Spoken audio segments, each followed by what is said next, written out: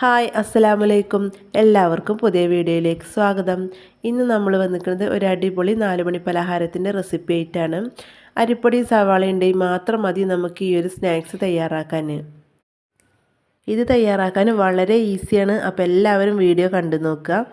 Channel ഇതുവരെ subscribe ചെയ്തിട്ടില്ലെങ്കിൽ please ഒന്ന് സബ്സ്ക്രൈബ് ചെയ്ത് വീഡിയോ ഇഷ്ടപ്പെടുകയാണെങ്കിൽ ഒന്ന് ലൈക്ക് ചെയ്ത് സപ്പോർട്ട് ചെയ്യുക. അപ്പോൾ നമുക്ക് വീഡിയോയിലേക്ക് പോകാം. അപ്പോൾ സ്നാക്സ് തയ്യാറാക്കാൻ ഞാനിവിടെ എടുത്തിട്ടുള്ളത് 2 മീഡിയം സൈസുള്ള സവാളയാണ്. കനം കുറഞ്ഞ രീതിയിലാണ് ഞാനിവിടെ മുറിച്ചെടുത്തിട്ടുള്ളത്. നമ്മൾ ഉള്ളിവടക്കൊക്കെ മുറിച്ചെടുക്കുന്ന പോലെ തന്നെ ഇങ്ങനെ മുറിച്ചെടുക്കുക. എന്നിട്ട് കൈ വെച്ചിട്ട് നല്ലപോലെ ഇങ്ങനെ ഒന്ന് മിക്സ് ആക്കിയിട്ടുണ്ടെങ്കിൽ അത് ഓരോന്നായിട്ട് നമുക്ക് ഇങ്ങനെ കിട്ടും. ഇനി നമ്മുടെ സ്നാക്സിന് ആവശ്യമായിട്ടുള്ള ഉപ്പ് നമുക്ക് ഇപ്പോൾ തന്നെ ഇതിലേക്ക് ചേർത്ത് കൊടുക്കാം.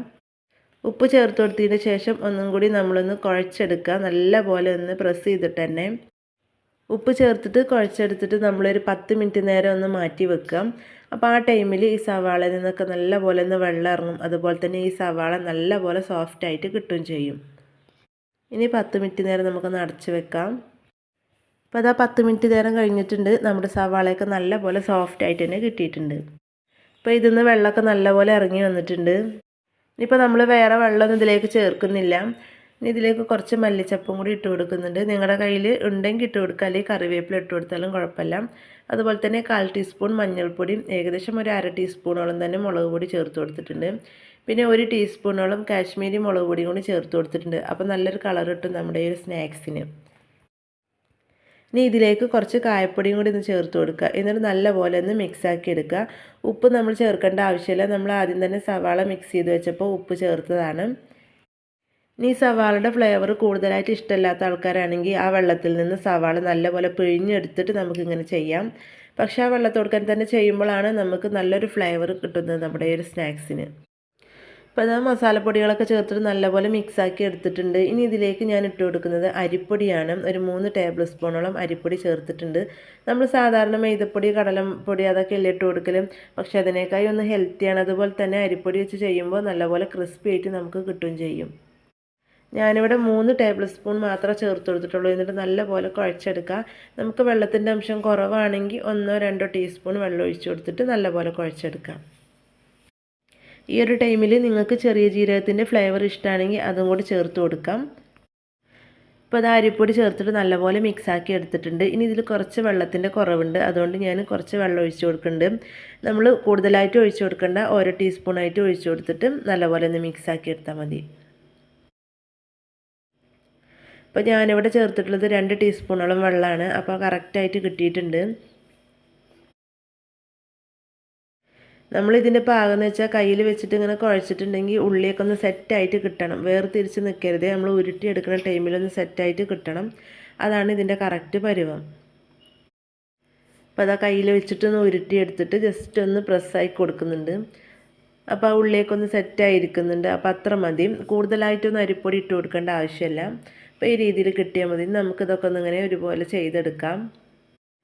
നമുക്ക് എത്രയാണ് സ്നാക്സ് വേണ്ടിച്ചെങ്കിൽ അതിനനുസരിച്ച് സവാള എടുക്കാം കേട്ടോ. ഞാനിപ്പോൾ 2 സവാള എടുത്തിട്ടുള്ളൂ. അപ്പോൾ നിങ്ങൾക്ക് ഇതിൽ കൂടുതൽ വേണമെങ്കിൽ അങ്ങനെ വേണമെങ്കിൽ ചെയ്തെടുക്കാം.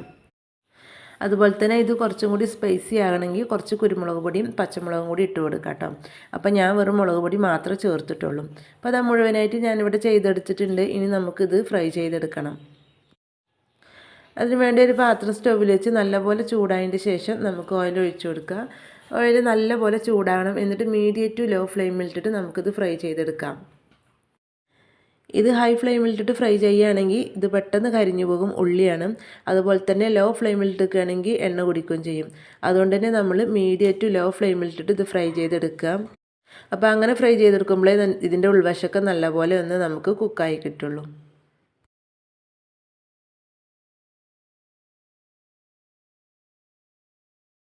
അപ്പോൾ അതായത് ഇതിൻ്റെ ഒരു വശമൊക്കെ ആയിട്ടുണ്ട്. നമുക്കിനി തിരിച്ചിട്ട് കൊടുക്കാം. ഇനി ആ വശം കൂടി നല്ലപോലെ ഒന്ന് ആയി കിട്ടട്ടെ. നല്ല ടേസ്റ്റി ആയിട്ടുള്ളൊരു സ്നാക്സാണ്. അതുപോലെ തന്നെ ഉണ്ടാക്കാനും വളരെ സിമ്പിളാണ്. എല്ലാവർക്കും ഒരുപോലെ തയ്യാറാക്കാൻ പറ്റുന്ന ഒരു റെസിപ്പിയാണ് കേട്ടോ. നമ്മുടെ ചാനലിൽ ഒരുവിധം നമ്മൾ ഇട്ടിട്ടുള്ളതൊക്കെ സാധാരണ ചെയ്തെടുക്കാൻ പറ്റുന്ന രീതിയിലുള്ള റെസിപ്പീസാണ്. അപ്പോൾ അത് 2 വശം നല്ലപോലെ കുക്കായി വന്നിട്ടുണ്ട്. അപ്പോൾ ഈ ഒരു കളറായി കിട്ടിയാൽ മതി. കൂടുതലായിട്ടുണ്ടെങ്കിൽ ഉള്ളി കരിഞ്ഞു പോകും.